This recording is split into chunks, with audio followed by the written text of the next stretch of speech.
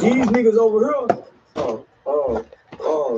Uncle Stu and and nephew Rimpy, they steady fucking with me too. So I'm thinking they together. So normally when I'm with a heckler, I give them the attention they want, and hopefully we can move on. You know, because I know they want a little attention. So I tell them niggas, y'all pay the ticket to come see me. Niggas do all this, two niggas. Y'all ain't got no woman with y'all or nothing. So the part that people hear, the part that people see, the part that people see is homie, the part that people see is me saying, you niggas the only niggas in here in Kobe Bryant jerseys because everybody else had on cowboy boots, homie. Button up shirts, like dressed like cowboys, cowboy hats. This is an annual event that this town do every year. It is something big. All the hotels are sold out in town. Something big. So my mind is processing the fact that these two niggas is on the front row with no woman, with Kobe Bryant jerseys on. So he automatically stood out to me. So by them kept fucking with me, I said, okay, this what they came to do. So that's what made me say, I already got the back end, nigga. This what y'all want to do. We can do this. I already got the back end. I was hoping security or somebody else would come in and say, man, can y'all leave? There was no security, but they had police at the door. So there was police presence at the door and on the outside. But because this is such a great annual event with no problems, they kind of didn't foresee a need. The lack of security and not having security was on my part. I shouldn't have been so comfortable and went without security. I should do no show without security. But homie, sometimes I go to shows and do shows by myself without Dewberry and have these same problems with no security. So that's my bad. It's not the venue's bad. That's my bad, right? So when this nigga, so I tell the nigga, nigga, you got your arm around the nigga like y'all go together. Yeah, y'all nephew and uncle. So his woman come out of nowhere, big old bitch, come sit on that nigga lap. I'm in woman, I'm with him. So I said, oh baby, you might need to watch nephew and uncle. They might be sneaking and fucking each other. Boy, that nigga got mad and jumped up. Oh, yeah, now Michael Jordan, tennis shoe wearing, yeah, nigga. So now he's standing up making threats. In the state of Texas, you can't threaten people. You surely can't threaten bodily harm and bodily harm that may cause injury or maybe even death because of your body size. You're a big guy standing up making those threats. So he come a little closer to the stage. I'm saying to myself, well, ain't nobody gonna get him, but I'm not saying it out loud because guess what? He wants some clout, and I want some too.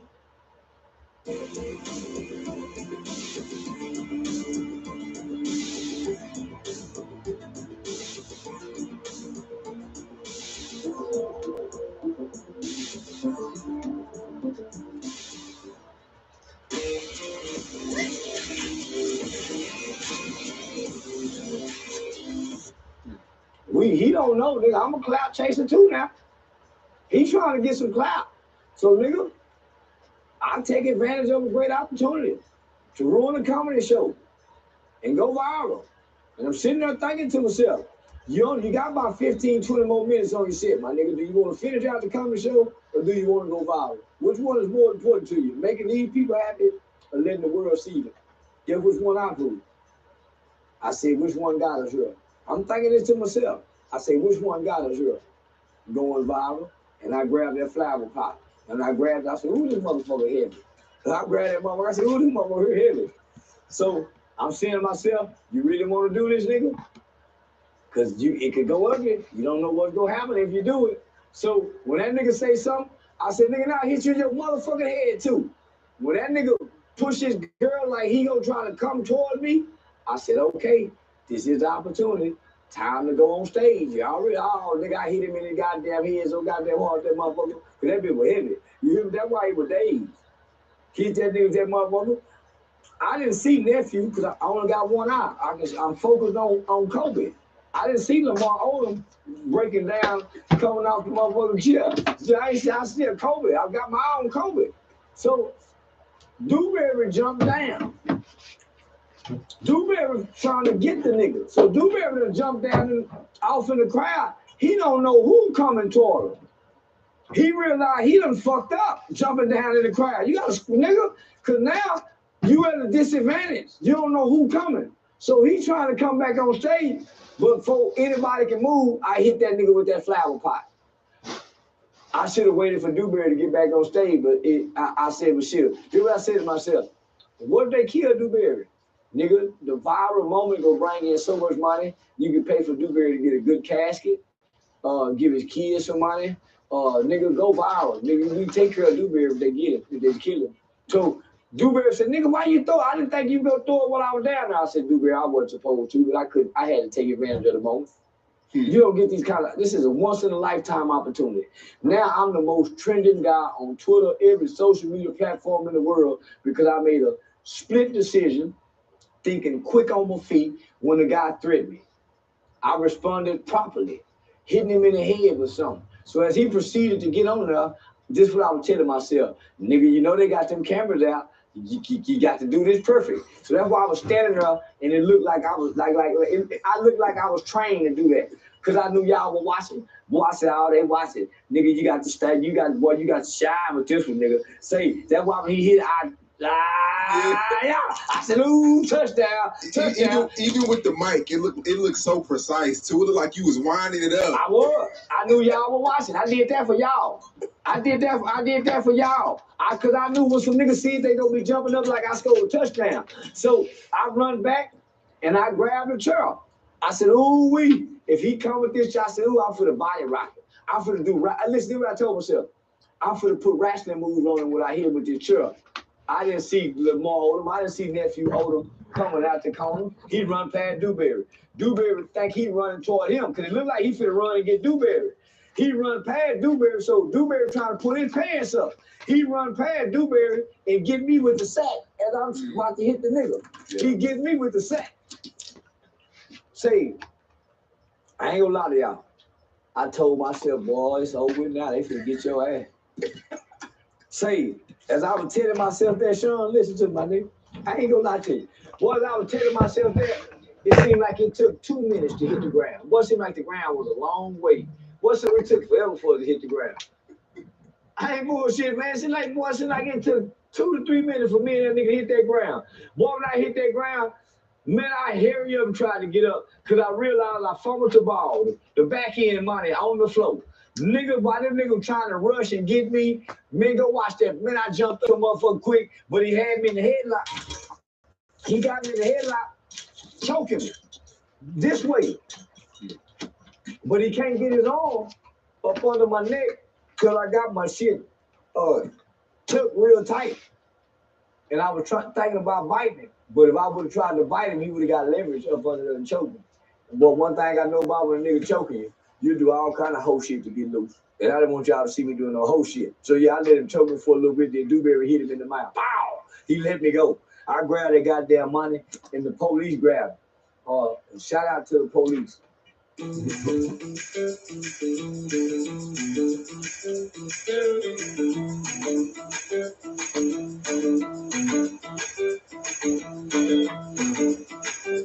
was Jesus that night. Are you pressing charges or no? Oh no. Pressing charges for what? I got to go viral. Nigga, why would I be mad and I got this viral sensation, this viral moment? I'm the most viral nigga. Why would I press charges? I took advantage of a moment to go viral. What happened after the cameras cut off? Because we couldn't, it was just a big scuffle going on. What was happening after that? Niggas were cocking guns in the audience. Yeah, them niggas had guns and them niggas cocking guns in the audience.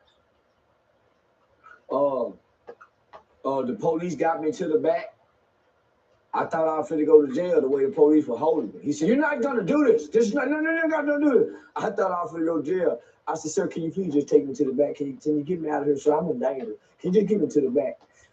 He wasn't trying to take me to the back. I thought he should take me to jail. But it was such a melee, he didn't know what to think. So he got me to the back. I had cut my finger some kind of way, or it was dripping with blood. We jumped in the car. In my mind, them niggas positioned all around the building waiting for us to leave. They finna fall us off the highway, and we finna shoot it out with no gun. So yeah, I laid down in the back seat and went live. Yeah, nigga, they got us fucked up. Yeah, hoping they didn't shoot the motherfucking car. And we came home. I woke up to at least 22 phone calls, man. Like some people saying they finally got him. Then you got people. It was mixed emotions at first. Then you got. I never took one punch. So Kobe Bryant, it was only two niggas. So everybody y'all see rushing the stage, those were the guys in the white. Those were the cowboy fitted, the fitted cowboy hat guys who was coming to stop it. So people wasn't coming to join in. They were coming to stop it. Those people was upset because those two guys are not from Crockett. So Crockett, Texas wasn't with that shit. They didn't do that. And they let it be known, man. And we was having a good show. This was a good show. It's just that there was a lot of women laughing. And so at my shows, one or two hecklers get offended by my topic because I make the women laugh at what I'm saying. And I talk about how niggas be cheating with their dick. So niggas be getting mad. And I talk about how niggas get their assholes ate and spit in and let them hoes pin them up in ways that they shouldn't be pinned up just so they can get their pleasure out their rectum. So them niggas be upset that I be talking like that, my nigga. They be ready to squabble. But the women be laughing. The niggas be mumbling. Nah, homie, the venue, based on this history, they had no reason to go all out with security. But security should be my main concern. And nigga, I'm having so much fun doing this shit, nigga. I see how you can get killed becoming a celebrity. Because you let your guards down. I started out so tactical. Nigga, I started out so military minded. Nigga, now I'm celebrity minded. Nigga, I done lost my tactical thought. You see what I'm saying? So nigga, I can't play celebrity insecurity. I can be aware. I can be cautious. But I can't be dangerous. I gotta hire somebody to do that. So yeah. There are a lot of people who have something to say about Dewberry and things that he shoulda, woulda, coulda did, and him allegedly running and things like that. You know, people are attacking him. The fans are DMing him, making videos about him. What do you have to say about Dewberry's reaction? He did what I would have did. Dewberry spent 19 years in prison for killing somebody as a kid. His obligation is to get back home to his family, his woman and his kids, not to die for his homeboy on the road. The objective is for my niggas and them to get back home to their kids and their family, and not for them to die on the road trying to protect their nigga. If you on stage and you see all this coming at the crowd at you, and a nigga running full-fledged toward you, you don't know if you're running toward me or Dewberry. I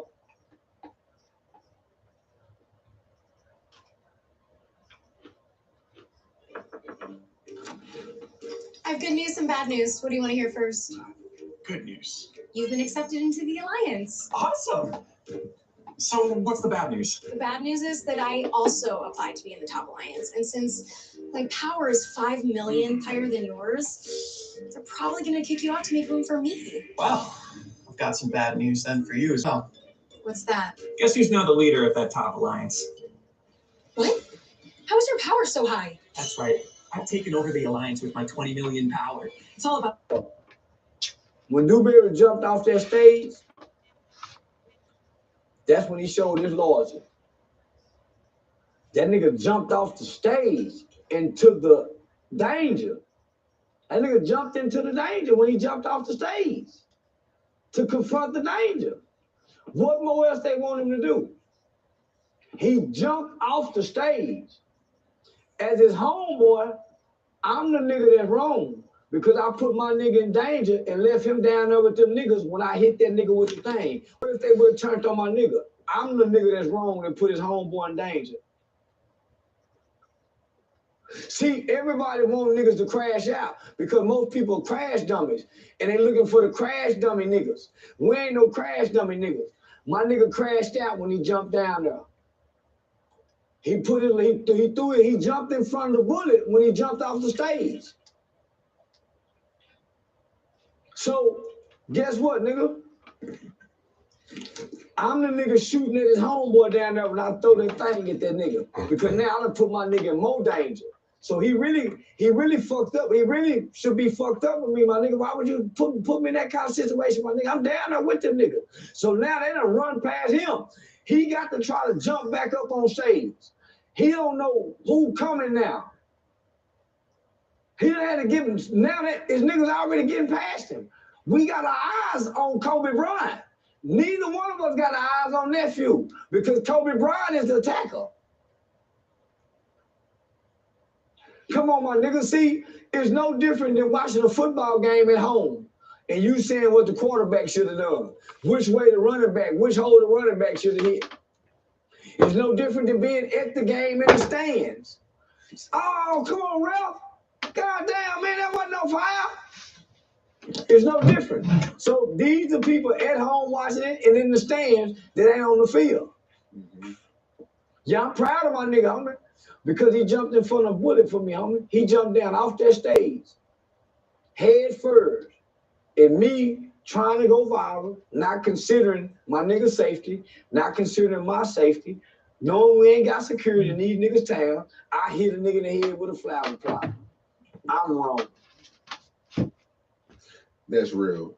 You already know who it is. It's your boy TB running with the stick. Okay. Run around talk town different now, like run up on me wrong. We'll put your 6 feet. Because that was, I ain't never would you been call a that a weak close nigga. call? I'm the shit. Fuck no. Hell no. Nigga, that wasn't no motherfucker close call. Nigga, I ain't get hit with no punches. Nigga, I'm the kind of nigga, you gotta do me like this. Didn't I tell you to be quiet? Foul! I told you, you talk too much. Foul! Say y'all, just how you gotta do me. You gotta get on top of me and hit me in my mouth and come up me to make me. No, nigga, you can't scratch me. Jill, you really got to give it to me. I ain't never had it gave to me. I don't know what it's like to be punished, nigga. Nigga got to punish me. The nigga, mama knew how to punish a nigga. I'm taking a TV. Your mama knew how to punish a nigga, straight the nigga ass up. What these niggas doing, this ain't letting close to what I'm now. Hell no. A woman by the name of Harriet Eve, she's going viral on Twitter right now. What about you? She says, none of these 2 men who jumped on stage will have the courage to kill a white man. That's why I don't post police brutality videos anymore. Because they would never use that energy for a white man. Well, that's why I'm going with Adin Ross and Kick. This is my daily routine to prepare for new challenges coming my way. Analyze. Yeah, that's why I'm hanging up my nigga talking flag, and I'm finna go behave with the Jewish people and the white people and get along with Adin Ross and the Kick crew. Yeah, I'm finna go with the Jews, my nigga. With Adin and them, it's much safer. So no more nigga nation? Yeah, it's still nigga nation, but we nigga nation, and we kind to them other people. Yeah, we let white folks in the nigga nation now. We like BET. No, homie, me and him had already been talking, but I see why Deion Sanders went to Denver, Colorado. If for nothing else, I see why Denver seemed much more pleasing to Deion and his 2 boys. If for nothing else. If nothing else, that taught me a lesson. This is why Deion said, I'm out of this motherfucker. Because it ain't the white man. White man gonna come give you an opportunity. White man gonna bring some resources. White man gonna increase some finances. The niggas mad at you for how you look and what you say, not what you do. So, yeah. It's easy for me to sell out now, boy. And I got a reason to. So, y'all hear me, white people? Whatever y'all need me to do and want me to do, I'm your nigga to do it. It seems like every time you go viral, you keep topping yourself. Pause. But every time you go viral, you get more. The next viral is more viral than the last viral. Wait till I go sit on that bridge and dangle my feet off there in the middle of rush hour, during lunch hour, acting like I'm on jump. And they got to shut down the highway. They got to go get the police, get the mental health people to come down and talk me down. And then when they get me back to the police station, they find out I done did just to go viral. Wait till I do that one. That's my hot joker. Shit! That's gonna be my hot joker.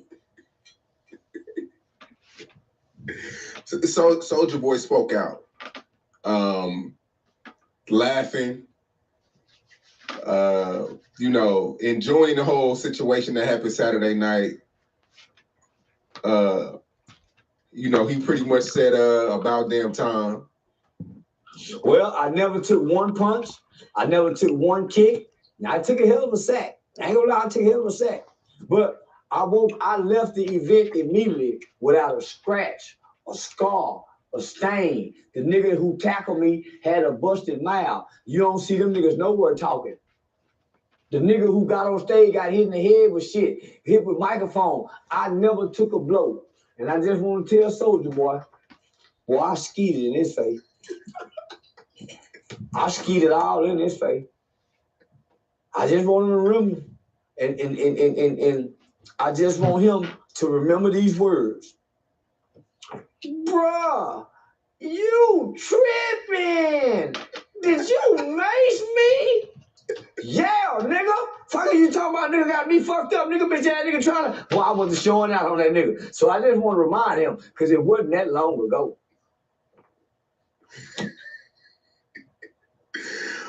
Okay, so your next shows, you're gonna definitely have security though, right?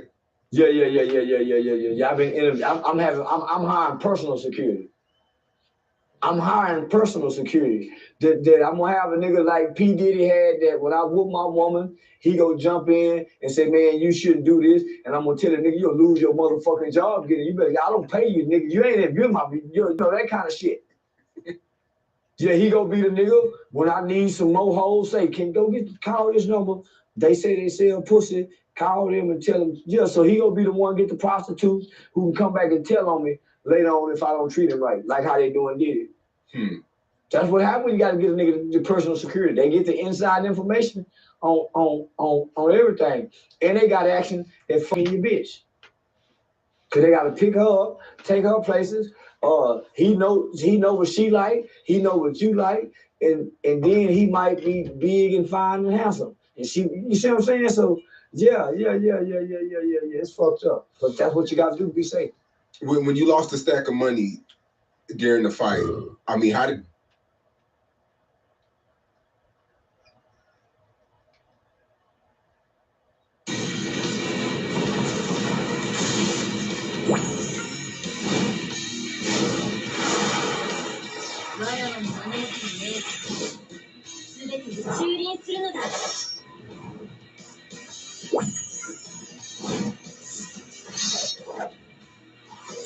you recover it? How did you get it back?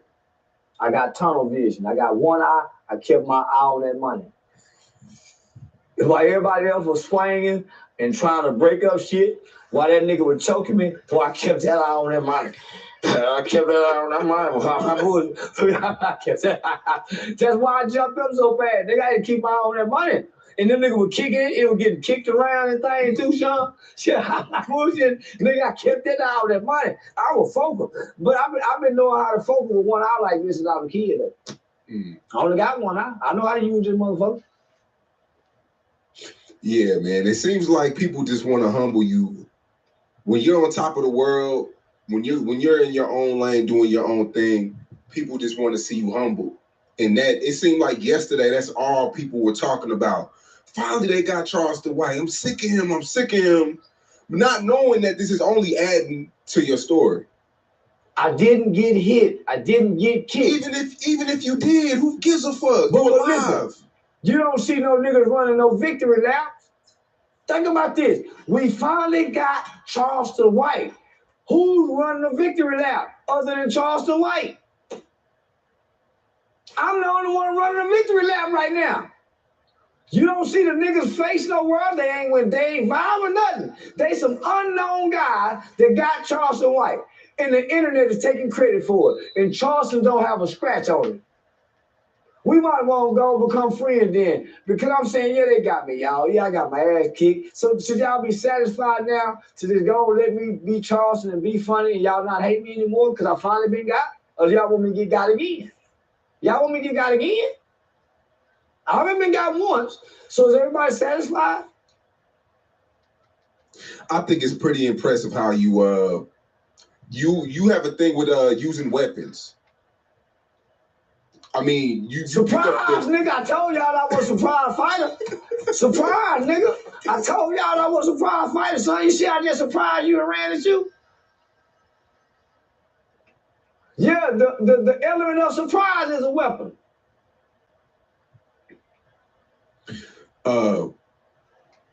Umar Johnson. Dr. Umar Johnson. Umar Johnson. We still don't know what college this nigga graduated from, what kids he done counseled. We don't know none of this. So yeah, Umar Johnson. He said he doesn't want to collab with you. He doesn't want to be on the same podcast with you.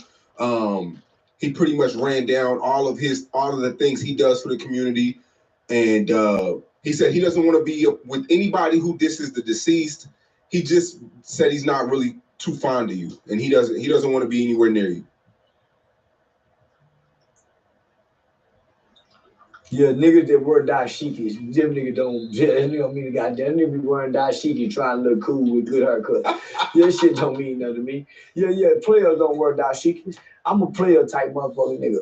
Nigga, and I ain't trying to put two bitches in one household like that nigga, so we ain't the same kind of nigga. And number 3, he a beggar. I ain't no beggar. He been begging to get his school built. I don't beg for nothing, not even pussy. So yeah.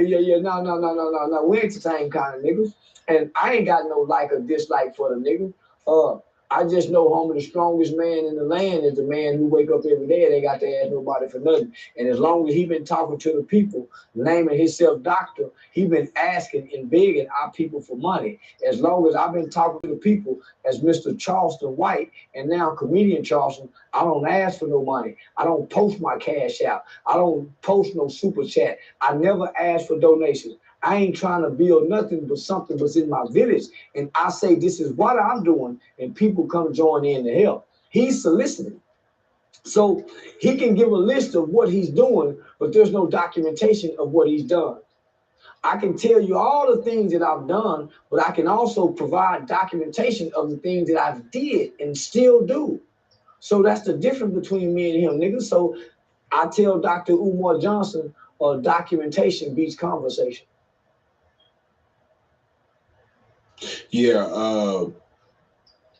I mean, hey, that's that. Shit.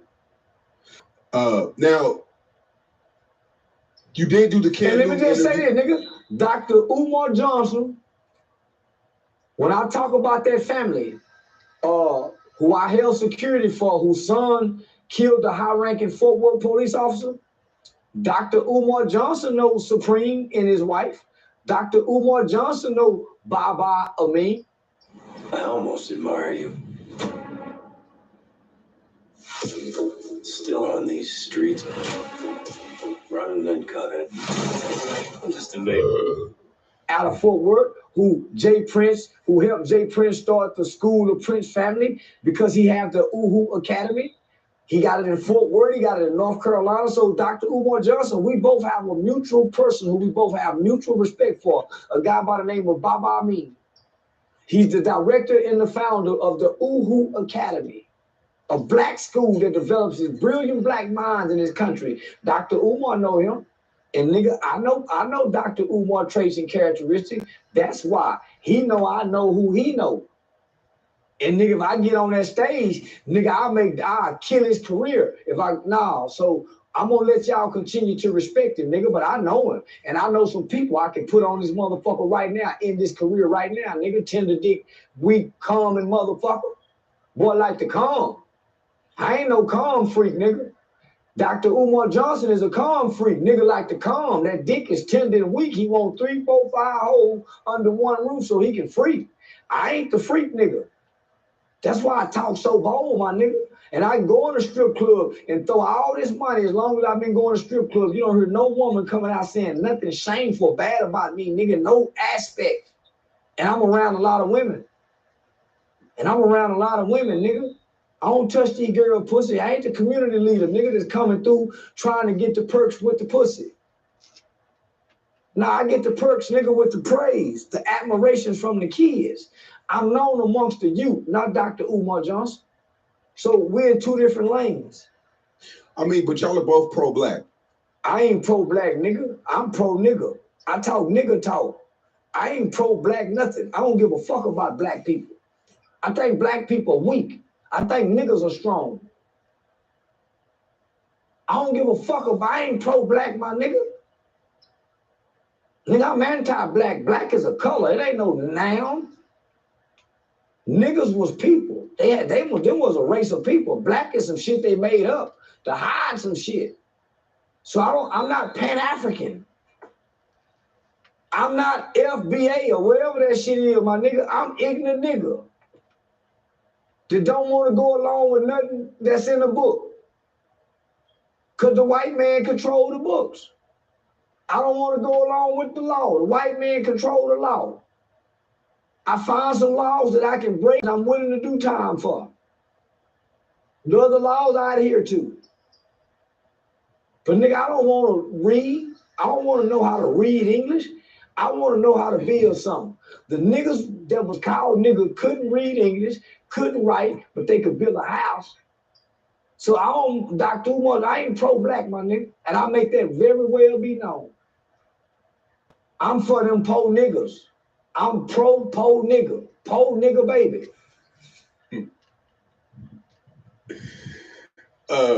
Boosie's son, he says he's in Baton Rouge right now trapping, making $1,500 a day. Yeah, he gonna get killed.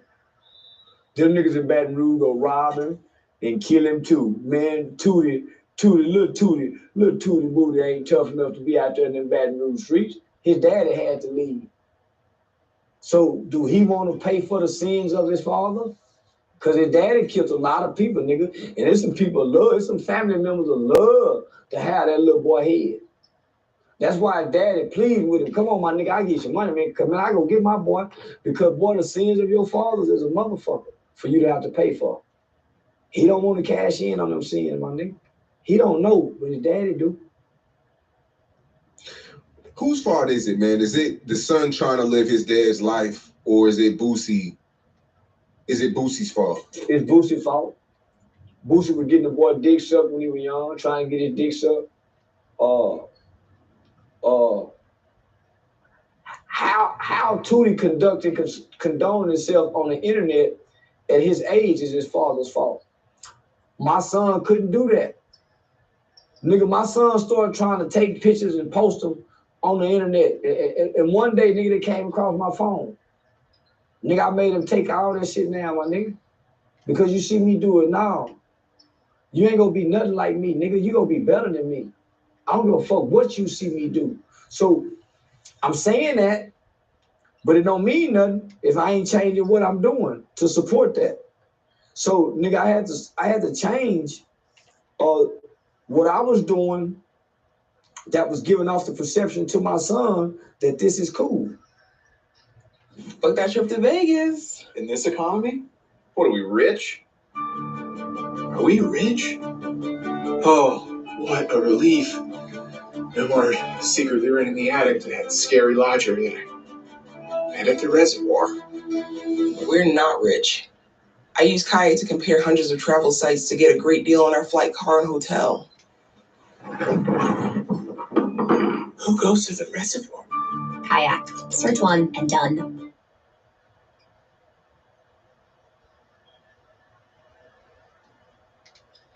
Have a great day. Hey, how did you resolve so many cases on your first day? With trusted AI. So,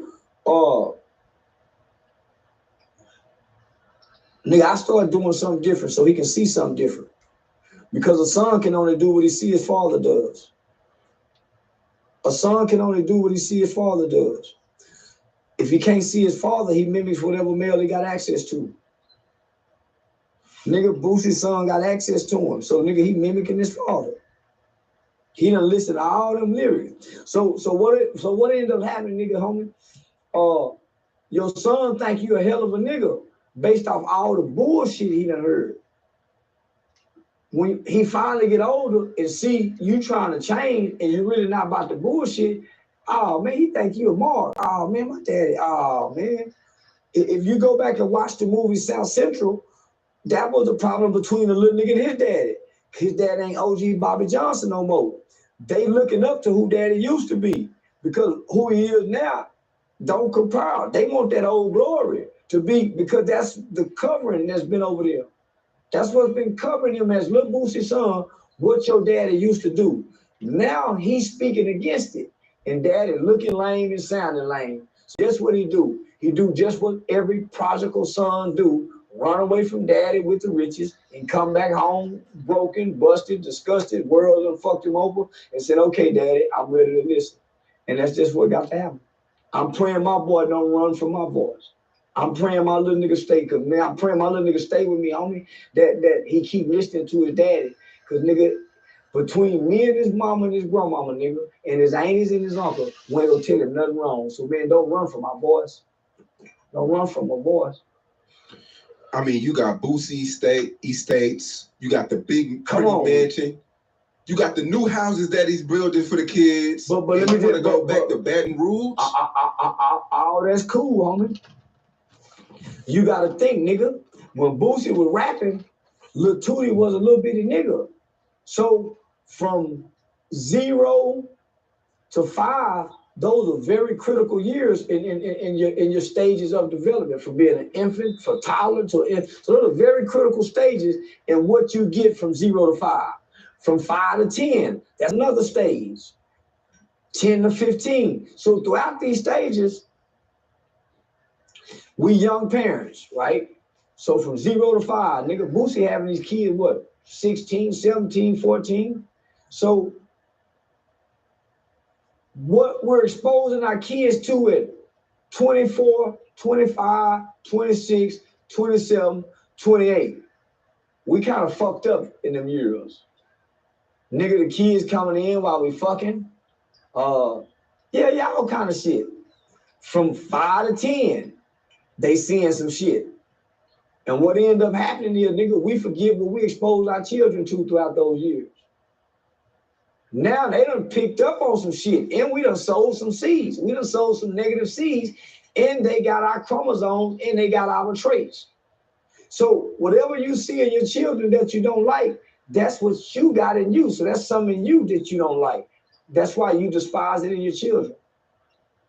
So when we grow up and start maturing, nigga, now we trying to do different, we talking different, but nigga, we forget the things that they was exposed to in the beginning. And now we dislike certain behavior. We dislike this about our children. But nigga, children mimic what they see and repeat what they hear. So whatever you see your kids doing, nigga, just remember, children mimic what they see and repeat what they hear. So don't be too hard on them. I mean, same thing with King too. You know, King T.I.'s son, same shit. Come on now, children mimic what they see and repeat what they hear. So that's why you heard Lil King saying, I know you. Remember, I know you. I know you. So he's reminding them, nigga. We like to remind our parents at times who they used to be when we were growing up, when we get the courage to tell them. See, when we're young, we ain't got the courage to tell them. Nigga, when we finally get the courage to tell our parents who they were and who they are in our eyes, from our standpoint and our perspective, nigga, some kids can be mean in a motherfucker. So, hey. You know, in our culture, when you come from money, you don't get the respect. If you don't get it out the mud in black culture, it looks like you were given the silver spoon. I explained it on Cam News podcast. If you need it, American Rescreening installs it. Florida privacy screen, no senior protection screen, animal scratch resistant screen, and more. We throw in new door kits, hardware kits for every full rescreen. That handles, plungers, and bug sweeps. Call 352-587-3719 today.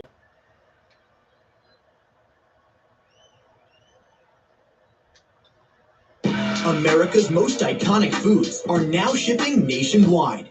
So if you want the best New York bagel, legendary Texas brisket, Ina Garten's famous chocolate cake, Chicago's iconic deep dish pizza, I felt like it wasn't real, homie. So I get it. But Black culture create those standards, not the parents. Not the parents.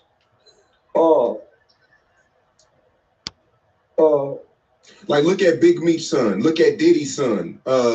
None of them will ever get the credit their dads got because they didn't put in the legwork. I didn't make up the rules. That's how Black culture is, though. Homie, they shouldn't want to be real. They should want to be successful. I agree. There's no definite definition to being real.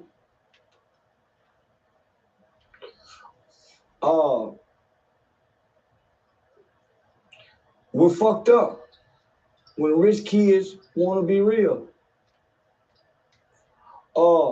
Because the real niggas got life sentences, homie, because they didn't tell on nobody. The real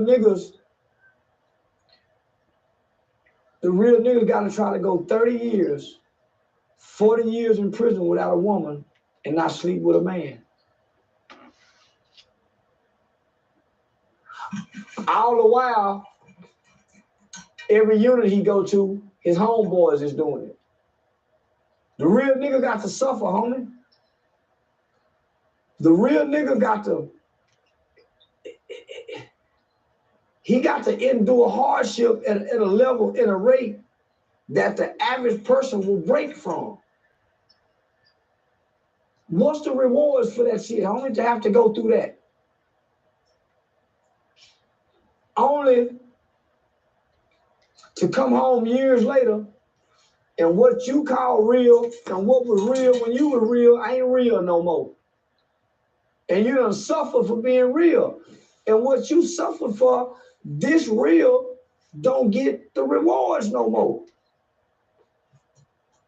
So why be real? Be successful. Be good. Be honest. Be on time. Be prepared.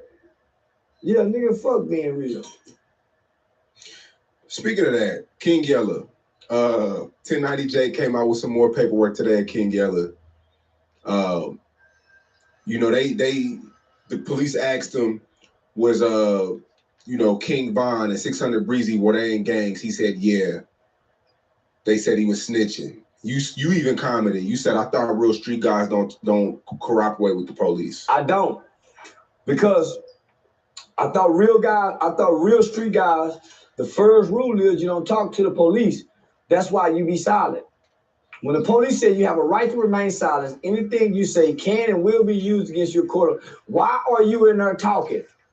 I thought the niggas say, man, I don't want to talk.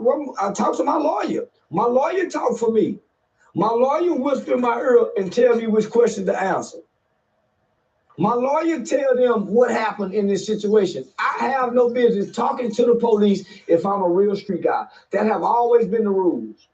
What do they come along and say, okay, because if the police have you in an interrogation room, they already have your mind set on a crime. They're not trying to clear your name. Come on now. You can't go in there with a lie and beat them. You cannot go into an interrogation room with a lie without an attorney and think you can beat the police. It is impossible. The only way to beat the police is by silence and an attorney. So why is a street guy in there telling that his ops is in the game, even if they know it? Now you are a witness, and now you can come on now. What happened to the niggas when the police arrest them? Shit, man, take me to booking. I don't want to do no motherfucking talking. When the police come get you, they coming up, you silent. What happened to them niggas? When did street niggas, gang members and gangbangers start giving explanations to the police? I thought you don't give any statements, favorable or non-favorable, to the police. What happened to the niggas who, when it's time to go to court and they say, I'll rise, niggas standing there saying, man, nigga, motherfucker off me 50 years. I ain't finna rise for a motherfucking thing. They got me fucked up, nigga. What happened to them niggas? When a judge give you time, nigga, you man, fuck you, mother. What happened to them niggas? Them niggas don't exist no more, homie. So,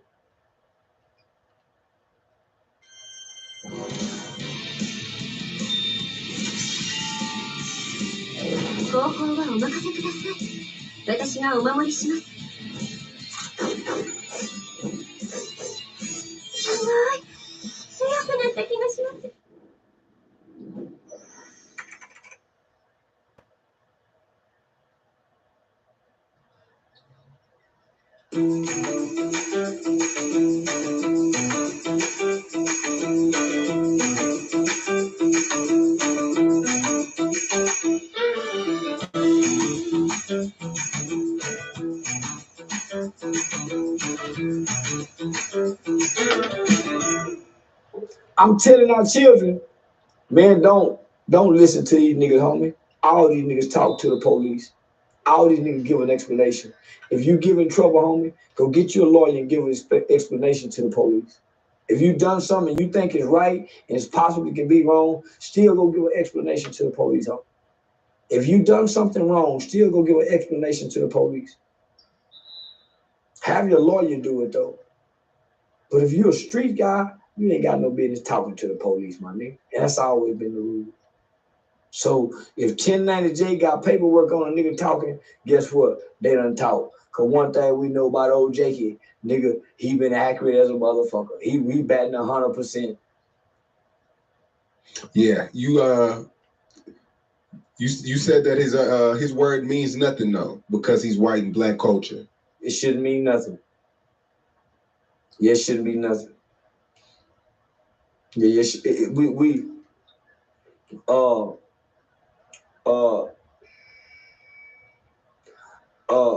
my people had called me and said, hey man, we thinking about having King Yella on and going live with him and maybe, I said, nah. I said, the type of content you've been providing to black people and for people on the internet, you would have to step down and make it look like you're clout chasing, because who cares if he snitched? So what? You know why we care? Because 1090J is saying it. And whenever 1090J says something, we tend to listen to him. So now we're programmed. He'll eat off us forever. I responded on yours to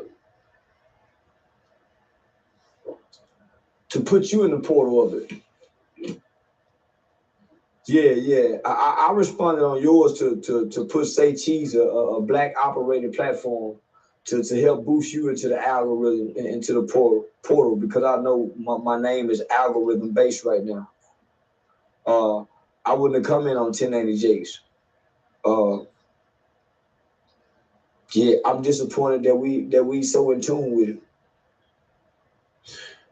Do you feel like, because I remember when I met you about 3-4 years ago, I mean, do you realize how big you are?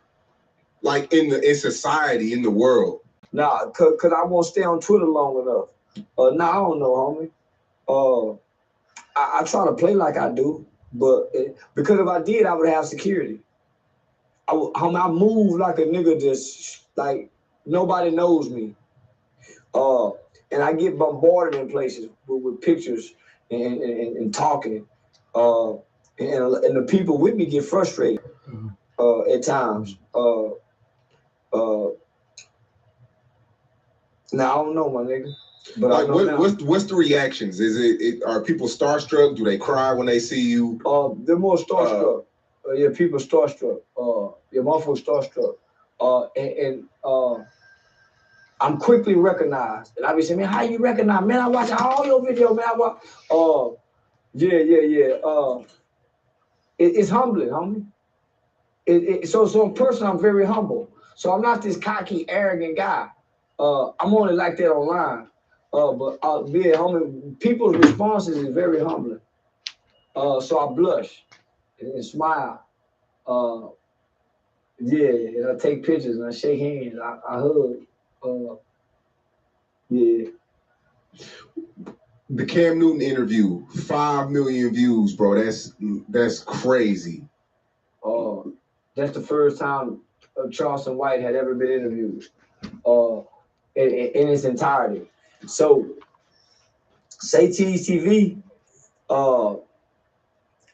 they get Charleston in its complete entirety. They get the character, they get the community activists. So they get a variety pack. So it's like going to go buy the chips. They got the Cheetos, the Fritos, the Doritos, the sour cream, the Doritos, the Lay's. So it's like going to go get that box. So it got a variety. So Say Cheese TV gets the variety pack of Charleston. Cam Newton just got the plain Lay's. It wasn't a variety pack. He got the plain Lay's, homie. So he got Charleston, no character. He got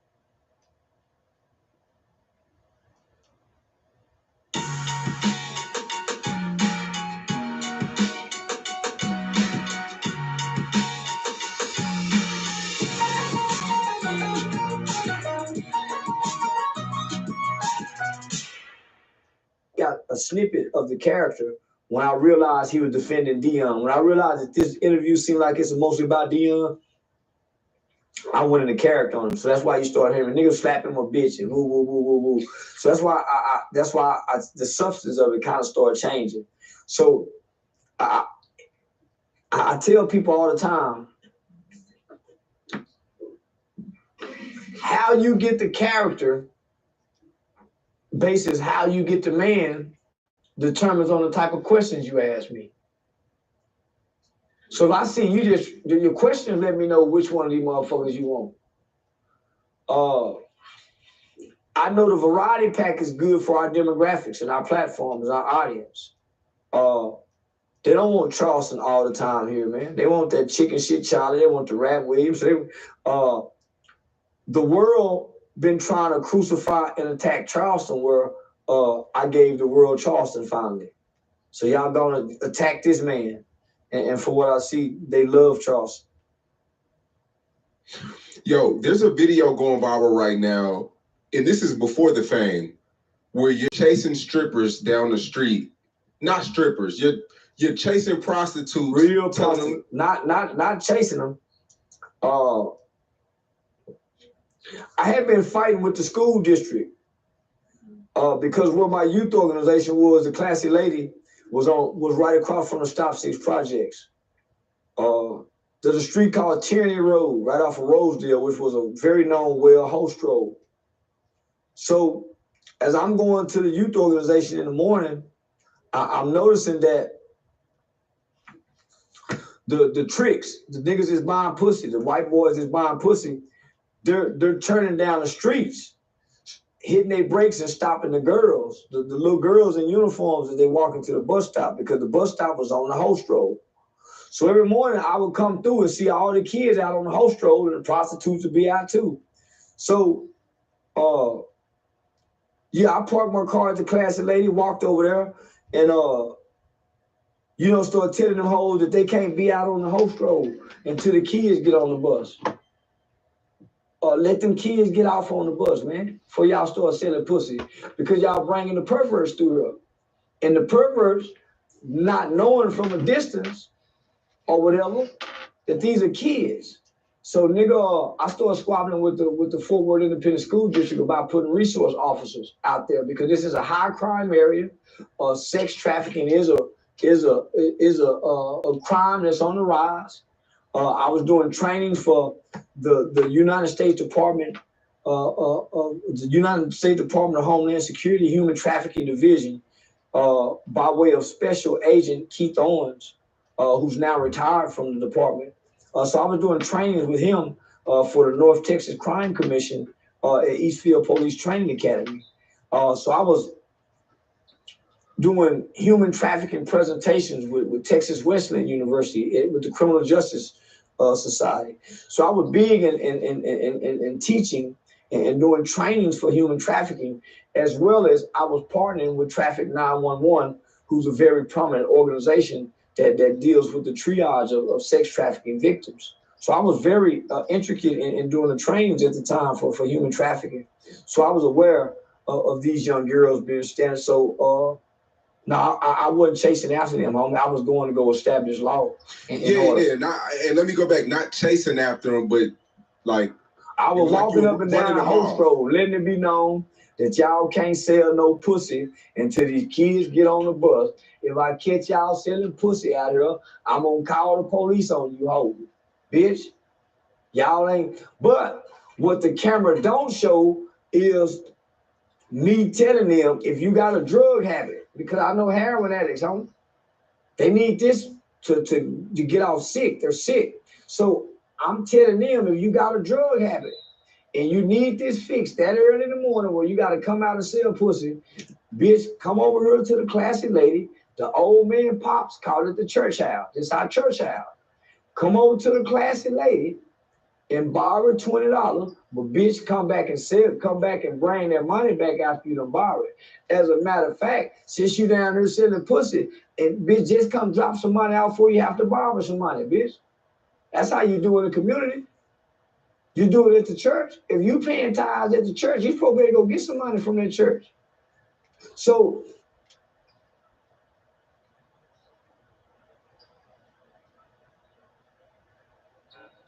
the challengers from Denton, Texas, weighing in at a combined weight of 690 pounds, Kevin, Kerry, and David Von Erich. Look at my beautiful. That's the concept that the old nigga taught us, homie. So guess what? Them hoes stopped selling pussy until the kids got on the bus. Yeah, a lot of people were blew away that you have that same energy. Well, you had that same energy back then that you do now, and you were for the kids too. Everything that you're preaching now, you can go back and see 3 or 4, 5, 6 years ago that you were on the same type shit. I ain't changed yet. I understand the calling. I submitted to the purpose. I understand my God-given purpose, homie. I'm just playing online, but nigga, in real life, I'm really a community-based nigga. And it is about the kids, homie. Because they 100% of the future. So in my mind, nigga, that's to go take care of us when we get old. So why not invest in them? Why not love on them? Yeah. Even the Go Yayo, you were on the news for the Go Yayo situation when he had to perform at a school. He ain't just perform at one school. Yeah, that little reckless motherfucker was at a bunch of schools. So here I am teaching. So I had 3 youth development programs. One of them was called a street life cycle. That's for the little niggas that want to be gangster, playing gangster, listening to rap music. Then I had an anti-gang cognitive intervention program. Youth curriculums. Then I had a self-awareness program, SAP, a self-awareness program for the basic, moderate, low-risk kids. So here I am teaching these programs for free in schools. And I don't know nothing about Go Yayo. And I heard the kids talking about them. And they talking about My 40 go, boom. Man, when I go look at that shit and see all them goddamn guns in the video, I say, man, they let this little nigga come to the school. Not only that, at the time, he had a bunch of fight videos that was trending on social media. So he was looking like a little wild, man, like a wild, ruly, little nigga. So I'm saying, why would they let him come through a tour through our middle schools and high schools to promote, to help them? It was a pimp rally for the STARS test. So they say. Man, I hear you up. And first I called the school district.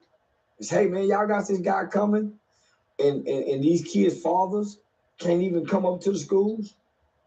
These kids' fathers cannot volunteer to work field day because they got felonies? These fathers can't participate in after-school program because they got felonies? These same children's fathers can't ride on the bus when they go on field trip because they got felonies? But y'all let this rapper come up here who's not in school, kicked out of school, violent lyrics? He outraged hell. So I called the news. And the news took the story and ate it and run with it.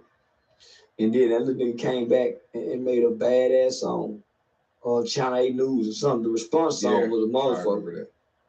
Yeah. So that's when I knew that little nigga was talented. But I knew he was misguided. He was I knew he was gonna crash out. I knew he was a crash dummy with crash dummies around him. Cause I know I think it's cool that everything is resurfacing online. Like all that from back then is coming back to resurface to show that everything you've been preaching, you've been fighting for a long time. Yeah. I thought when we done our second interview, and I said, hey y'all, I'm playing this character, and I broke down what I was doing. I saw the movie Don't Like. I thought right then and there, people will be doing what they're doing now.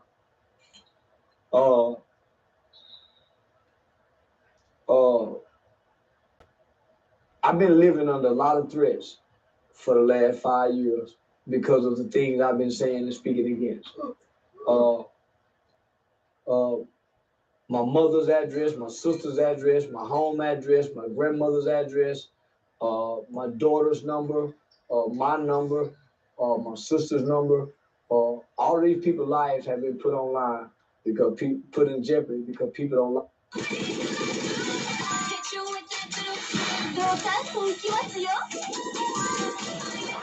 What I'm saying, and this is mostly black people doing this. So it's not that they love black people, homie, because why would they jeopardize a black woman who ain't got nothing to do with this?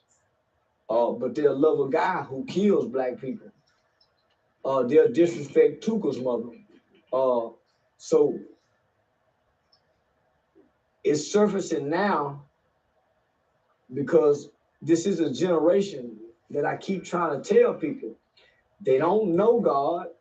They can't pray to God. They don't love God. They reject God, but they worship idols. They worship idols. So this is an idol worshiping generation. They worship idols. And what did Charleston do? Charleston have been defeating their idols. And so if I sit on them, so I've been defeating their idols. Well, what's different now? I defeated a giant idol, Cam Newton. My conversation, so most people thought he was gonna get me on air and David and Goliath me, but David losing. That was a David and Goliath moment between me and Cam Newton. And I was the little boy David who defeated the giant. So now everybody's saying, oh man, he really, but it took me to defeat an idol for people to see, oh man, he's really intelligent. As long as I was just talking and saying, man, this is what I do for poor people, that didn't mean anything.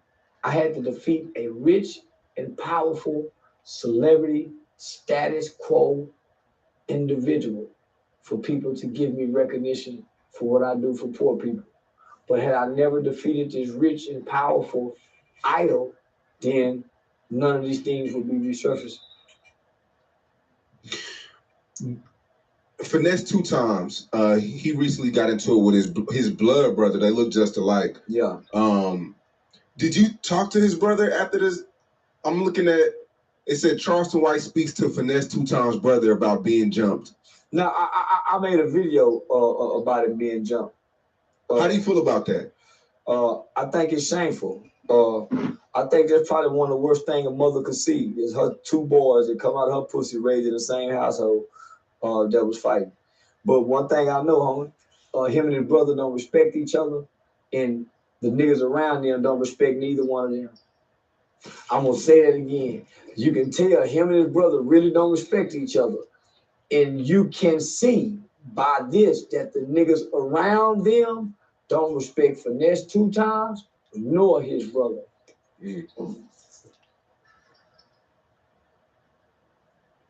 Homie, my niggas ain't gonna touch my brother. My brother, nah, homie, so them niggas around them, homie, but nah, because your niggas would love and respect you enough, nigga, to let you give your brother a pass. You and your brother would have to fight. Y'all get that nigga. Come on, you and your brother fight before we get him. You and your brother would have to fight one-on-one before we get your brother. Before we hurt your brother. If I done met your mama, we ain't finna do this to your brother, homie. So, nah, homie, that's some sad shit to see. But, you know, all of this shit is in the Bible. Cain and Abel. Yeah, these 2 brothers. Yeah, he had a big knot on his forehead, man. Yeah. It was ugly. Say them mic knots is a motherfucker. Yeah, boy, the nigga put them mic knots on your head. Them nigga was hitting you with knuckles. Them mic knots is a motherfucker. That's evidence that a nigga been jumped. I come up out that bitch with nothing. FYBJ Main's car was broken into at No Jumper. Set up. Yeah. They had already been talking about LA with me and this Chicago. So they had already been having little sentiments about Chicago, LA. This just the beginning. Next, somebody gonna get killed. And somebody gonna get killed over there. Guaranteed. Cause they didn't touch no other cars out of the. Come on, dog. I'm gonna add them 22 in on all that money.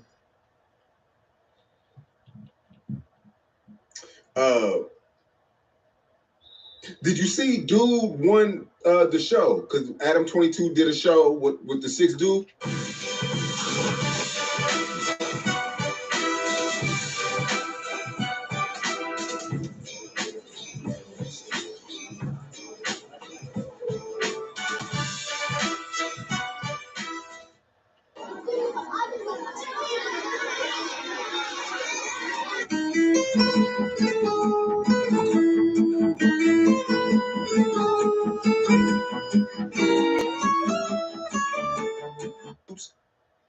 The guy, I think his name is Lil D. The guy won the show, and I think he smashed his wife that day. Did you see that? It's on Twitter, but No. I ain't see that shit. Yeah, the dude won the show, and he smashed Leonard the Plug, and Adam was right there watching. He liked the way that nigga dick smell going in out that pussy. It's somebody that nigga come gonna leave that scent on that pussy. He for one, he gonna come back and taste that cum up out there. He gonna taste that nigga cum. So Adam is a sick white boy. But he getting off to that. You best believe, homie, he getting off to that. Ain't one of them niggas sneaking and fucking him. I thought it was Crip Mac. But one of them niggas over there sneaking fucking Adam in Atlanta. Probably Brick Baby. Yeah, Brick Baby. Probably him. Yeah. I think one of them niggas on that podcast is sneaking and pushing that dick in Adam's back and landing on Atlanta too. It's too much of a fetish shit. Cause why would they? Who thought of an idea to say, hey, Atlanta, we're gonna have a competition where all the guys around gonna compete to fuck you. This shit they already been doing. And then they created the content after they did it. Yeah. Last thing, man. I'm shooting a nigga in the ass. He fucking my woman. I wouldn't give a damn if I gave him permission or not. I'm gonna bust him in his ass. While we stand in that corner. Yeah, you got to be some kind of motherfucker to lay there and watch that nigga put that dick on your woman, nigga, and she giving him them moans and them groans and them oohs and them ahs. Man, just the thought of it killing me. Right now. Yo, last thing, GTA 6, man, the trailer came out. It already has over 150 million views in less than a week. The GTA trailer is out, man. They ain't got me in it? The trailer only lasted for a minute and a half, so we don't really know who's in it. You should know. Can they put you should have to sign an NDA form. Can they put me in it without my permission? It could be a parody, like a lookalike with one eye missing. I don't know. They already say you in the Boondocks. Who said that? Like, basically, you are a Boondocks a character from back then, the one that's already out. They think I'm Uncle Ruckus? Yeah. Do I seem like I'm Uncle Ruckus kind of nigga? Huh? It's some similarities. Is it the eye? Yeah. And Uncle Ruckus didn't like niggas either, so. Yeah, y'all fucking with me. Yeah, y'all fucking with me, nigga. Yeah. Yo, did you see the GTA 6 trailer, though? I don't play video games, Sean. But that shit's everywhere online, though. You had to see it. I'm everywhere online. I'm watching me, nigga. Like, yeah, I'm everywhere online. Fuck, I'm gonna watch something. I'm everywhere online. I'm the nigga online right now, not GTA. Christmas is coming up. And I remember you used to tell me that you used to be angry around Christmas. When I was broke and couldn't pay for them hoverboards. Yeah, boy, them hoverboard had a nigga feel like a piece of shit ass daddy watching motherfuckers spin in a circle. And your kid, goddamn me, got a remote control car with a string on it. That motherfucker can't go far without that string. You in the remote control, you gotta walk that motherfucker. You gotta walk with it. Everybody else's car going way down now. That's what they give you when you gotta go to the angel tree. I was an angel tree daddy for a few Christmas. Nigga had to try to catch them lists like them Project Hoes. Where them kids get on these 2-3 different lists where them kids at least get 6 toys, 2 here, 2 here, and 2 here.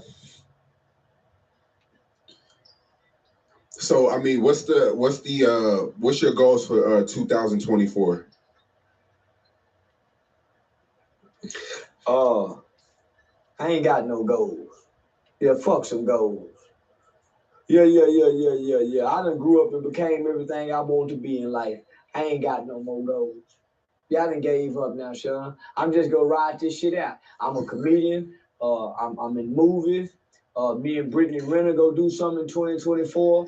I got the Underground Railroad comedy tour coming with my man O'Neal out of Nashville, Sibo Nim, Scruncho.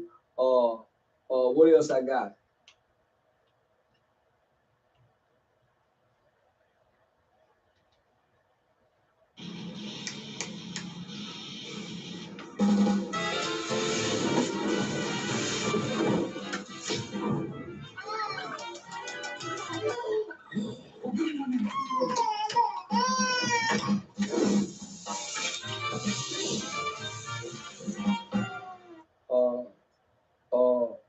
Me and Aiden Ross doing something real big.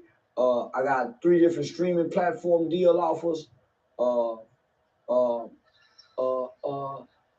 The representative from TI clothing line, Aku, the Aku representatives that reached out for a nigga about being a model and being sponsored by them wearing a Aku clothing line.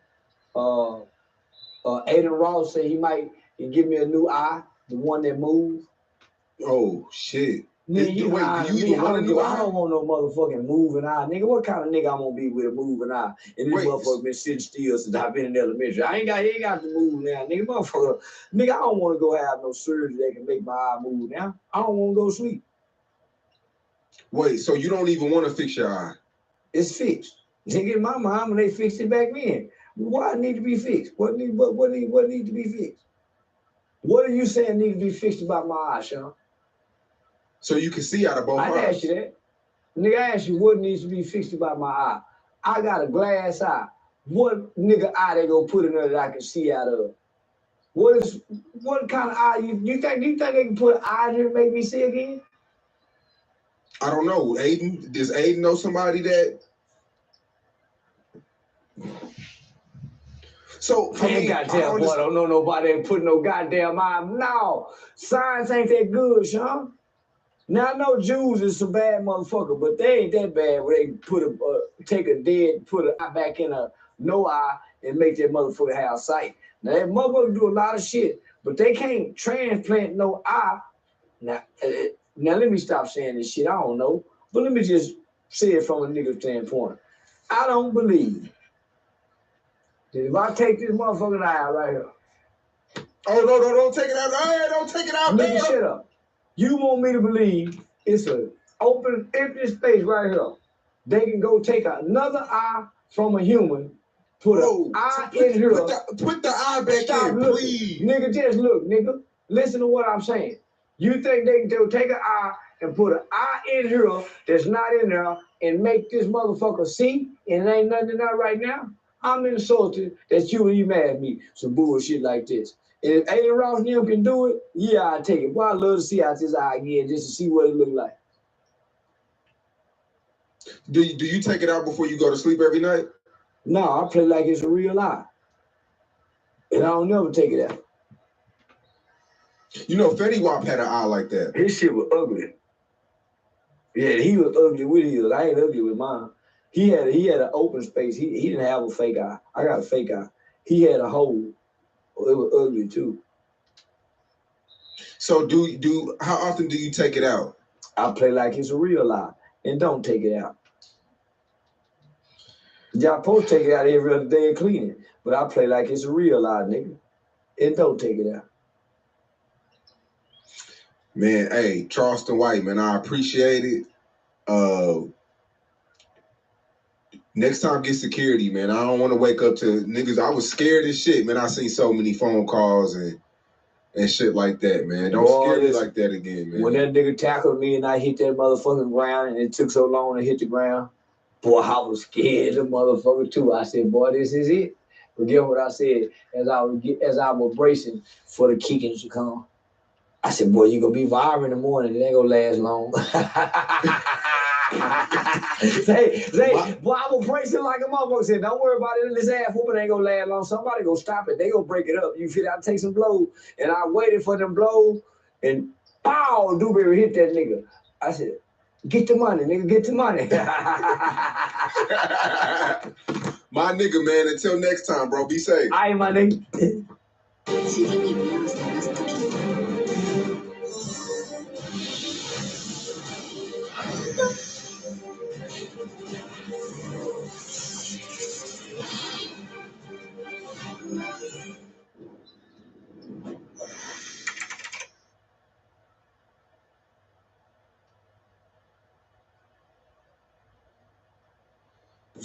J.O.M.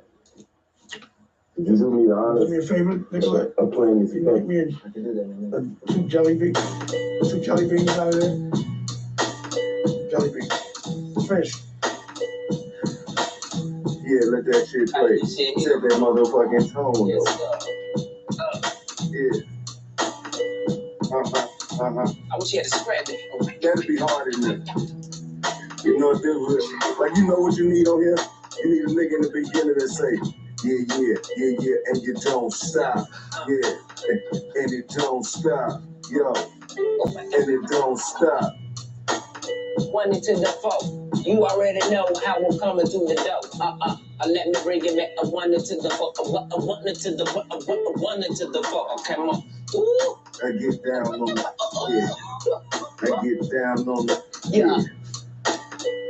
That's hard. We're gonna take one time. Oh shit. Look at you!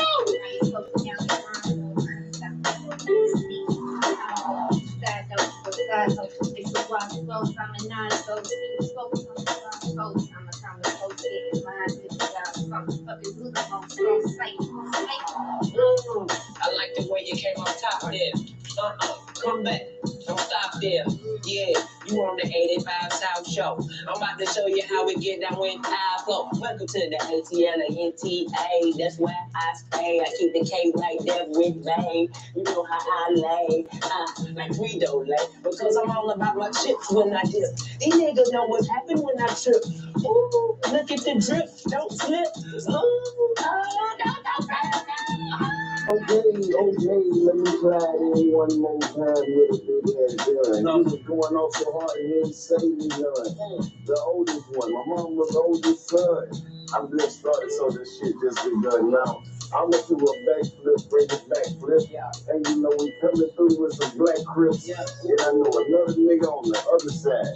And he told me, let the other bullshit rap. And I was on some other shit. I mean some other shit. And I was about to go and see what they was fucking with. And they didn't know that they was fucking with a fool, because I done came like a heavy man with so many tools. So what you pulled? Did you pull the monkey wrench? Now what you pulled? You ain't stopping with this pack? Now what you pulled? Cause I know you get filthy. Now come on, shawty, don't play. Go ahead, get with me. Hey, you would have thought I was here with a hammer. But I'm a Mississippi nigga, not Alabama. And so I came through with the big shit. That even if they didn't get hit, they didn't get. Ooh, I like what you. Yeah, you feel me? Man, that could have been a cold little St. Ives commercial or something back in the day. You feel me? You feel me? Okay, here with her. Picking up what film mom left out. No cap. This better have my sweet potatoes. I got them edges. Come on. Okay. Yeah. You heard what he said. Yeah. Now, DC. This one of the ones. I think so, my boy. Now, we can give this man all kinds of intros, but I think this is probably one of the most important figures in hip hop culture. He was in the room. He sold them records. Them concepts, them ideas, them art shows, them exhibits. I think they scared of him.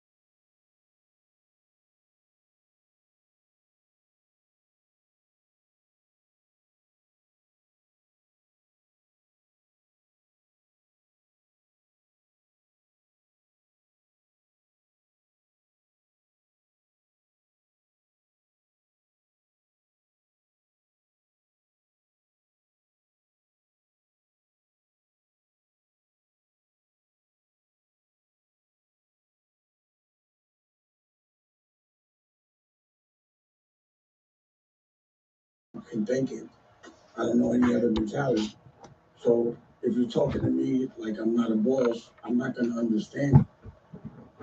And also, I might take it as a sign of disrespect. If you think you're a boss and you're not, if you are a boss, if you disrespect me and talk to me like I'm not a boss, then that means you don't respect me as one. That means you think I think I'm a boss and I'm not. That's a trigger for me. And then sometimes you talk, because also like I consider myself a general.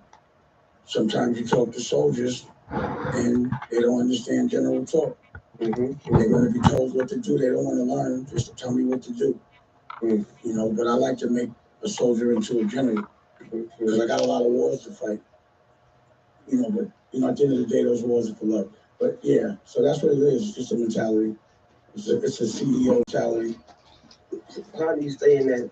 How do you understand? I think that's what I have a problem with when the soldiers don't want to be generals. They just want to be soldiers. And you're like, God damn. I don't know how to help somebody stay the same. I don't know how to do that. Well, then you have to shed them. The only people you don't shed is your family, but sometimes you got to shed them as well. You got to give them space. Right. Some people don't evolve at the same pace. That's why I smoke weed. The ideas that I have, they don't realize themselves for decades.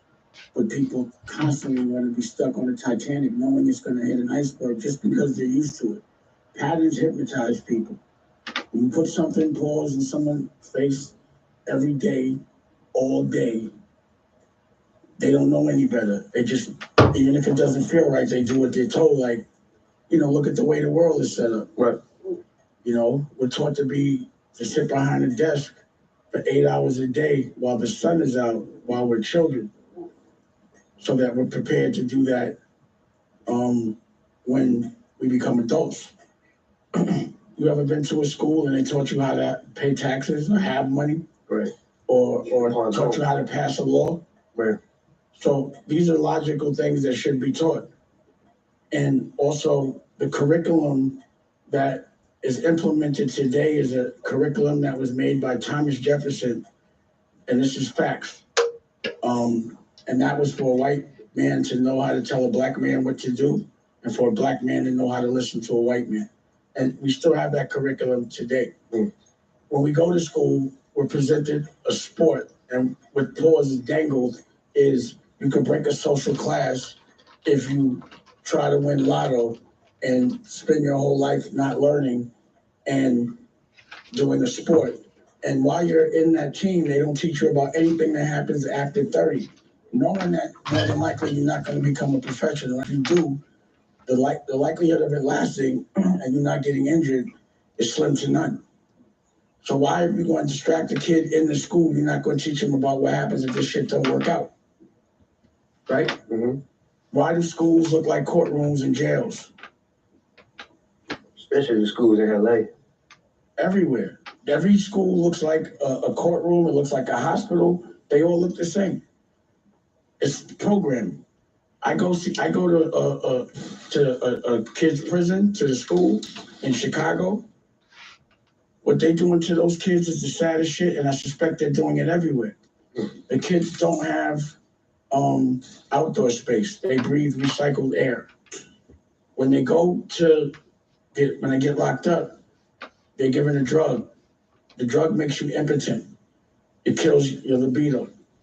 And they say if you take the drug, you can get out quicker. It's called the CUT program. So they all doped up, all of them. There's no therapy, and the therapy that's available are all white women talking to little children that kill people, black kids. The education, the worst part about it is when they let them back on the street, the average reading score is 4th grade. So that ensures that they build another jail cell. So the recidivism rate is almost at 99%. So imagine bringing a kid, doping them up, not educating him, and putting him right back in the war with no education, but addicted to a drug, and the only way he can get it is to go back to jail. So now jail's not that bad to him. They're just preparing the kid to go and be an adult in jail. Now the worst part about it is for every kid, your budget is $1.2 million. Every kid is a millionaire once he gets there, but he can't afford to buy a toothbrush. He gets no commissary. That's torture. in this modern day that's going on now to these kids. So when I go in there, they don't let us tape. But like if I have girls with me, they cry. It's really disturbing, and y'all should check it out one day. But you know, that's how they're programming our kids to accept things, unrecognized trauma, where it's cool for us to hurt each other, glorify it. And also there's an algorithm for it where you get paid and not ever do anything to the people that are oppressing us. It's all a program. If you just sit back and don't do, you just got to look at what's logical. You know what I mean? So I just always look at what's logical, and I'm not going to complain. I'm like, you know, that's a good trick. It's fucked up that it's happening to us. But what's been erased from our memory is when we were in control, like Moors. We were torturing them. They were our slaves. They've erased all of that history. We never got taught about a Moor in school, right? So there was a time, and I guess when you get abused and you're not that strong, you get very strategic about how you make strong people think they're weak. They've just been tricking us. That's why I laugh at them. But I just been aware of it the whole time. I think it's because of the family that I go into. You know, we've never been bullied. And just the people I grew up around. We've never been on that end. We were always like the people bullied the bully. I'm not saying me, but the people I was around. And I appreciated the fact I didn't have to do what they did and that I could do what I wanted freely. And that's why I was just always felt untouchable. And I still feel that way. And, you know, I'm 52 years old. You don't, like, what I do also is I can time travel. So when I was young, I would get in my spacecraft at light speed to what I would look like when I was 52. And I was like, I don't want to be on the greatest hits tour. I don't want to be old dancing with a gray beard with champagne. I don't want to be pushing old work. So I knew the trajectory of what I was doing was going to have me doing some corny shit when I was older. So I was like, yo, this shit was too easy. I sold 3 companies before I was 40, before I was 35. So I'm like, I'm going to do this shit on my own. And I want to make sure everything I do in this moment, when I'm 50, I'm prepared for what's going on now. See, when you hustle or you like start a company, you don't start a company that worked in the past. You got to think about what they're going to be doing in the future. So I started building everything. Like I looked at the industry as it stood 10 years ago, 15, like the Titanic. As soon as I saw the internet, I was like, all this shit is over. And I was telling people, but nobody was listening. So I said, fuck it. Y'all can say what you want. Y'all stay on this Titanic and I'll go build a brand new ship. And when y'all hit the iceberg, I'll have the ship. And when you building yours, I'll be like, but I was trying to tell niggas. I'm still telling people. That's why, you know, in this moment, everything got to be new. So that's why when you said he has sneakers, I still got sneakers. Nicolette got a pair on right now. Those are CEOs. And I didn't have glasses before, but I got them now. These are brand new. This ain't Rockwear. This is CEO. I'm not trying to bring back some old shit. That's corny. And if I do some old shit, it's going to be different. So you just heard me play some freeway shit. You can't tell me you take your Rockefeller. I'll fuck with it when I feel like it. I feel like it now. So now I did a project with Cameron. You don't even see it with A-Track, but I just did a rock and roll project with Freeway. I'm dropping a new single, new records tomorrow. I just asked you to download America New, a brand new network. Niggas ain't got networks. Name a nigga that do. And I get the full CPM, so I'm gonna teach you something about that because they robbing us. And it's important that y'all realize this. Anyone that's getting their money on YouTube or any platform where there's a commercial, it's called, the way you get paid is through a CPM. If you're not talking CPM and you on getting money like that or YouTube, then you sound dumb. You gotta know about CPMs. You gotta understand CPMs. It means in the ad tech world, it means click per million, but it really means click per 1,000. They try to make it so complicated that they put the M up, but that's the Roman numeral for 1,000. So you still, you know, it puts shit in code. But I'm pulling your code to it now. But like in another world, they might say cost per million, but whatever, but I say click. And it's a commercial that runs, right? And then you get paid for a commercial. YouTube takes the money, I'll say YouTube, Leo Cohen, right? He works for YouTube, but this is what he do, right? This is what he represents. And let's say they make $22 off the commercial. It's a $22 CPM. They're gonna tell you you're getting 2. So you pay for what you do, and they make 99.5% of the money, and then they don't even tell you how much they're making off you. You just got to take what they give you. That's not called digital slavery. Any place in the world that you work and someone else gets 99.5% of the money for your labor and don't tell you how much they made, that's not slavery, is it? To a certain extent. Slavery. Nah, so you got to look at, to a boss, that's slavery. It ain't no extent. Nigga, you don't make more money off me than of my labor. I make more money off you. I'm not a slave in that tone. Understood. So but then like, oh, it's all right, but maybe I'll take what I get because I'm broken, maybe because I never made no money before. I'll take 100,000 a month, but you making 20, and I'm celebrating you because you robbing me. That's a different voice. Are we speaking like your own property versus you working for somebody? What I'm talking about is whatever you put your content on YouTube, they don't pay for it. Right. It's your IP. You put it on there, and they get 99% of the commercial that comes from it, and you don't get $1. I mean, you get maybe $1. That's digital slavery. That's what I'm saying. I didn't say like modern day Kunta Kinte slavery. I said digital. You know what I'm saying? So my point is, they don't tell you that. But another thing that they really don't tell you is how much they make off your data. So any aggregation of people in the digital, whether it's YouTube or social media, and you be like, how they make their money? Twitter, whatever. They make their money because they're selling your behavior patterns to people. They're just studying your behavior patterns, what you buy, what time you buy it. It's an algorithm. So they sell that data to the people that are doing the advertising. Why would I send a tampon to you? You understand what I'm saying? Or some baby shit to, so they know who to send what to. People buy data now. They don't teach you that. So put it like this. Let me break it down to you like this. Let's say you used to hustle. Let's say you had a brick, but you didn't cook so well. So you go to your man and say, I need you to cook that for me, 1,000 grams. He knows how to make it into 2,000 grams. He takes the 1,000, gives you your 1,000, but doesn't tell you just made $1,000 off your shirt. Would you be tight? In the street, you put a nigga in the trunk for that. But you're going to celebrate Leo. Right? Put him on a fucking a television show and don't ask him no question and celebrate when he's robbing. And that's what they always do. So I'm not going to complain about it. I made my own network. And what I did, let's say they get the ad from Pablo. I went around them. I get the ads from Pablo. I get the full CPM and I got my data. And I could give it away for free. And I can now break it down with a co-creator if I want, but it ain't for everybody. Your work got to be good. And I did my own shit. So I look at people that I look at that changed industry because I'm an industry conqueror. What's his name for Apple? He died, that made Apple? Steve Jobs. So you remember Steve Jobs made IBM or whatever it was, and they took his company and said, fuck y'all, I'm going to wait for 10 years. I said, I'm going to do that. I'm going to do what Steve Jobs did. I'm gonna go do my thing, and I'm not gonna exploit anything anymore. It got to be about me.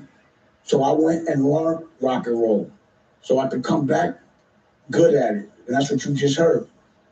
I had to come back and learn the fashion business, and I didn't want nobody else putting up the bread. That's what CEO is. I had to go back and learn how to have a television network because I wanted to make movies. Remember, I made Paid in Full. And I that shit, when they give you a statement, it still says it didn't recoup.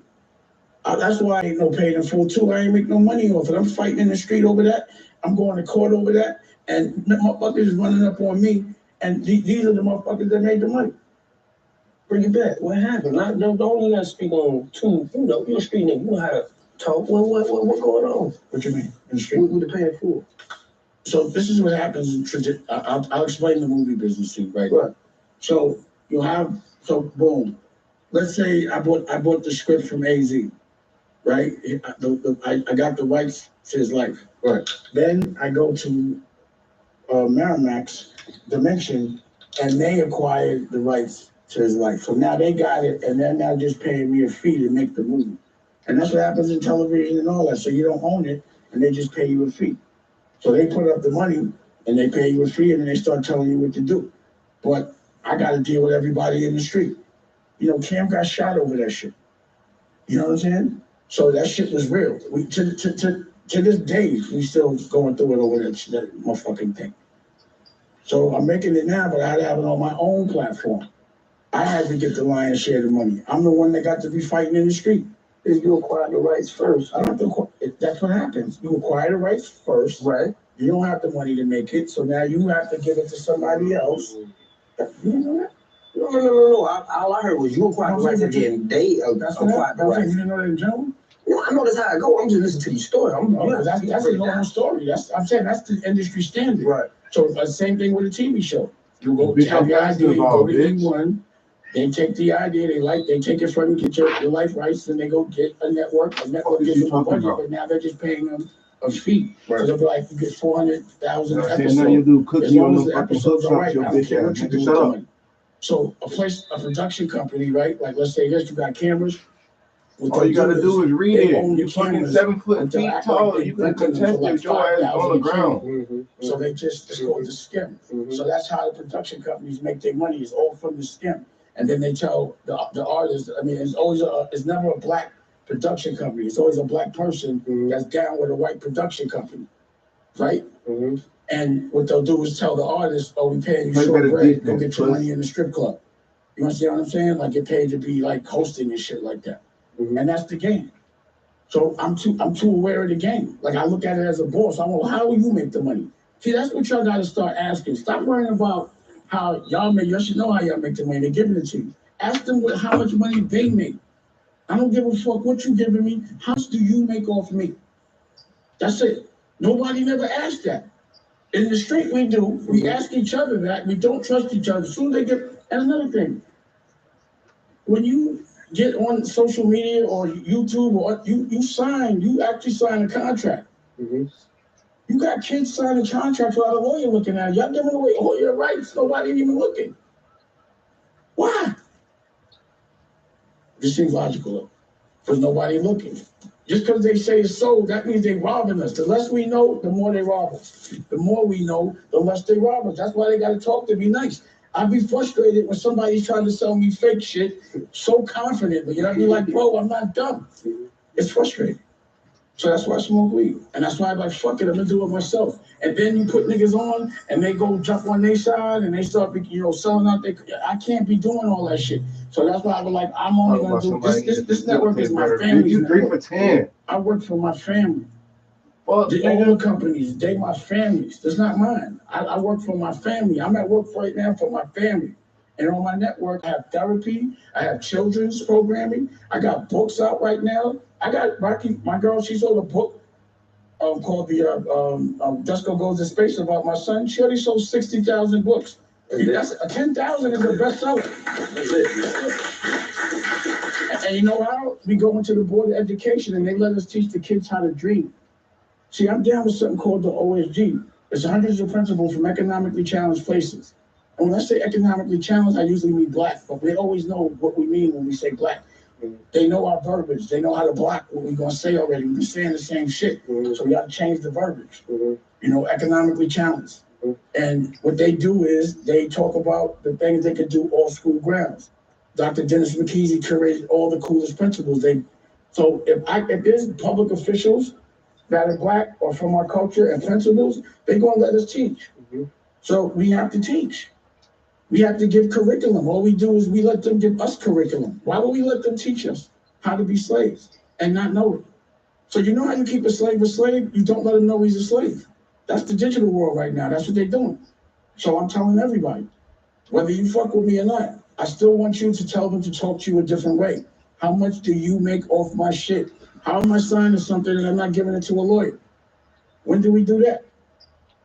You need a little help this holiday season? Let DoorDash be your personal holiday helper and never run out of holiday must-haves again, okay? Enjoy gifts, groceries, and more delivered fast, all right? So you can make everyday miracles happen. We not playing, whether it's same-day delivery of gifts, groceries, or those last-minute party essentials. DoorDash has you covered with thousands of groceries and retail stores available.